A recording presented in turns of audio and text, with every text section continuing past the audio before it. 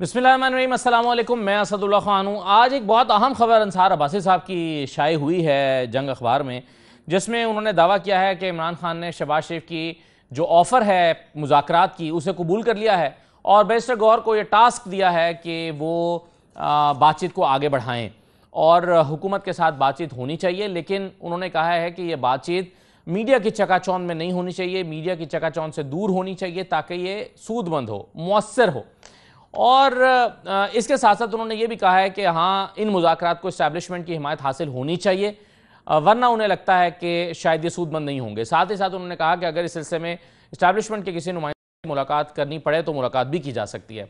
यानी इस वक्त इमरान खान साहब भी इस बात की ज़रूरत को महसूस कर रहे हैं कि चीज़ों को आगे बढ़ना चाहिए और इस वक्त एक बहुत अच्छा मौका जो कौम के पास आया है और तमाम पाकिस्तान के इंस्टीट्यूशंस के पास, जिसमें पार्लियामान का इंस्टीट्यूशन भी शामिल है, पॉलिटिक्स का भी है, इस्टेब्लिशमेंट का भी है, सबके पास ये एक अच्छा मौका आया है कि जो एक यूनिटी की फ़ज़ा बहुत अरसे के बाद पाकिस्तान में कायम हो गई है, यूनिटी की ये फ़ज़ा आगे बढ़नी चाहिए, यूनिटी की ये फ़ज़ा आगे जानी चाहिए और इससे अच्छा मौका शायद नहीं आ सकता था। एक तकसीम थी पिछले 2-3 साल से कौम की, एक तकसीम जो है वो न सिर्फ तकसीम थी, दरार थी, बल्कि वो एक हद तक इतनी ज़्यादा पोलराइजेशन हो चुकी थी कि एक तनाव का माहौल हर वक्त मौजूद रहता था और समझ नहीं आती थी कि यह मसला हल कैसे होगा।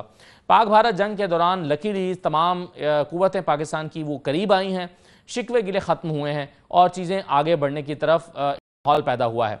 लेकिन अनफॉर्चुनेटली हम ये देख रहे हैं कि साथ ही साथ 9 मई का बार बार तस्करा करके PMLN याद भी करा रही है कि ये 9 मई वाले हैं, यानी कशीदगी के इस माहौल को बरकरार रखना चाहती है। सवाल ये पैदा होता है कि क्या पाकिस्तान में कोई ऐसी जमात भी है जिसको कशीदगी का ये माहौल सूट करता है? क्या PMLN को कशीदगी का ये माहौल सूट करता है? क्या PMLN को PTI से मुज़ाकरात सूट करते हैं?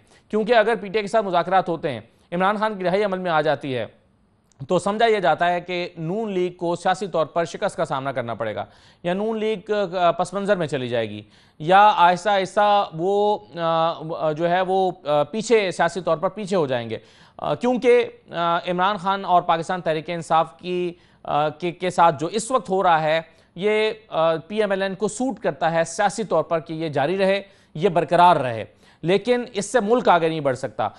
पाकिस्तान में जितने संजीदा अज़हान हैं उनका यह ख्याल है कि मुल्क को अगर आगे बढ़ाना है तो इसके लिए ज़रूरी है कि यकजहती की फ़ज़ा बनी रहे और इससे अगर ये हुकूमत बरकरार रहती है तो हुकूमत को भी सियासी तौर पर फ़ायदा होगा। फ़िलहाल तो हुकूमत को कोई ख़तरा लाहिक नज़र नहीं आता, यानी अगर इमरान खान की रिहाई हो भी जाती है तो ज़ाहिर है उनको इस हुकूमत को निकालने के लिए नंबर पूरा करना होगा, तहरीक अदम एतमाद के ज़रिए से निकालना होगा। वो नंबर तो फ़िलहाल दिखाई नहीं देता। तो फिर ये हुकूमत अगर महफूज है तो हुकूमत को फ़ायदा ही होगा। एक राय है कि हुकूमत को फ़ायदा ही होगा अगर पाकिस्तान तहरीक इंसाफ के लिए नरम गोशा पैदा किया जाता है तो हुकूमत को परफॉर्म करने में मदद मिलेगी, वो अच्छा परफॉर्म कर सकेंगे, उनको एक अवाम की हिमायत हासिल होगी, जो क्रिटिसिज्म है वो नहीं हो रहा होगा और चीज़ें जो हैं वो बेहतर तरीके से आगे बढ़ेंगी। तो इस वक्त एक मौका है सबके लिए कि एक जो एक बर्फ़ जमी हुई थी उसको पिघलाया जाए, चीज़ों को आगे बढ़ाया जाए, मामलात को ठीक किया जाए, एक यकजहती की फ़ज़ा जो कायम हुई है उसको देर पा बनाया जाए और इससे पाकिस्तान के लिए फ़ायदे की चीज़ें निकाली जाएं। देखिए बहुत कुछ हो रहा है इस वक्त उफ़ुक़ पर, जो इंटरनेशनल उफ़ुक़ है उसके ऊपर डोनाल्ड ट्रंप मशरिक़ वुस्ता के दौरे पर हैं, वो सऊदी अरब गए हैं। सऊदी अरब से वो कहते हैं कि इसराइल के साथ यकजहती की फ़ज़ा बनाओ। 600 अरब डॉलर की सरमाकारी अमेरिका में हो रही है, 1.3 बिलियन डॉलर की सरमाकारी कतर के साथ मुआहिदा हुआ है अमेरिका का। फिर वो चाहते हैं कि शाम पर पाबंदियां ख़त्म कर दी जाएं, यह ऐलान हो गया है। फिर डोनाल्ड ट्रंप ईरान में न्यूक्लियर डील करना चाहते हैं, यानी जो हरीफ हैं वो करीब आ रहे हैं और